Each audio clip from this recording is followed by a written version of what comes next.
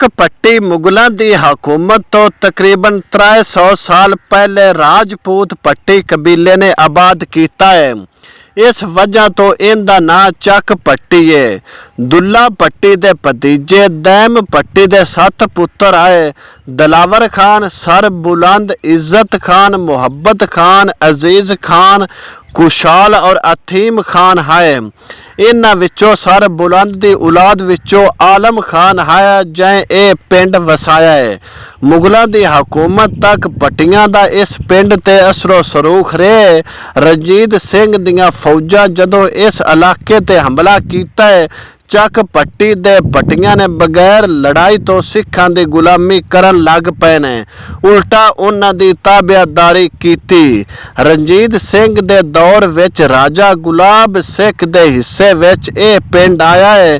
जिस टाइम सिखां दा राज आया उस टाइम इस पिंड विच हिंदू ते सिख ढेर सारी तादाद विच आबाद हो गए। पाकिस्तान बनन तो पहले चक पट्टी दी 80% तो चौकी आबादी गैर मुसलम आई। जदों पाकिस्तान बने उस टाइम अपने मुल्क इंडिया विच टुर गया है।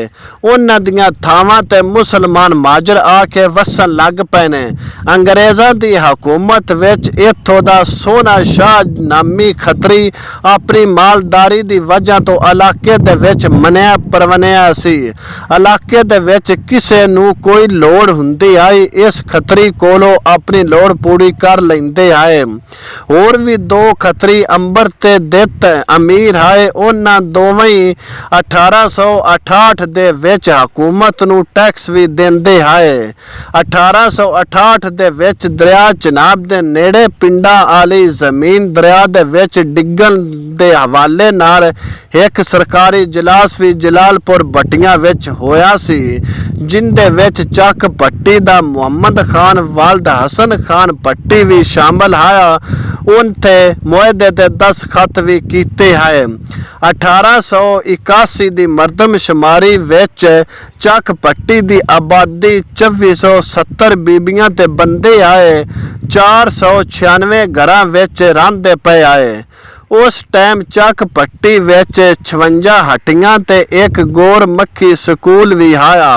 चक पट्टी दे विच मुसलमानां दा एक दरस भी आया, जिंदे विच हकीम गुलाम हुसैन अरबी ते फारसी दा सबक भी देंदे आए।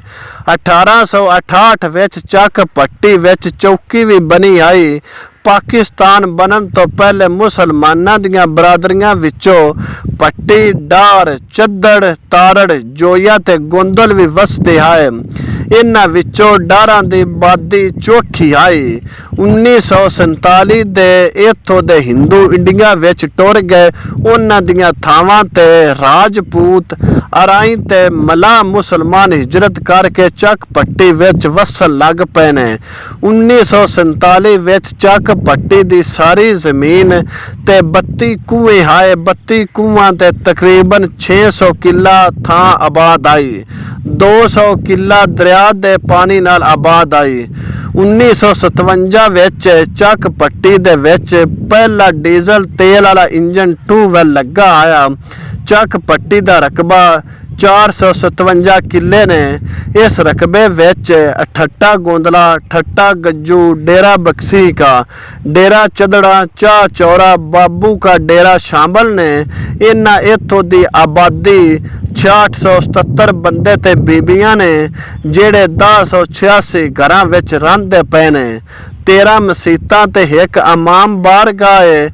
150 हट्टियां ने, 3 कब्रस्तान ने, एक बर्फ वाली फैक्ट्री भी है, सरकारी हस्पताल भी है जेड़ा बुनियादी सहूलतां तो बिल्कुल खाली है।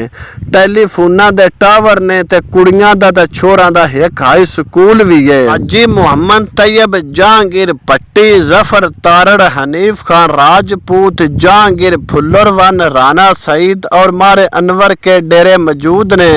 पीर अहमद अली साहबजादा मोहम्मद असगर और हज़रत बाबा जी गुलाम मोहम्मद पीर मौलवी मोहम्मद आलम साहब ज़ियाउल मुस्तफ़ा के मज़ारात हैं।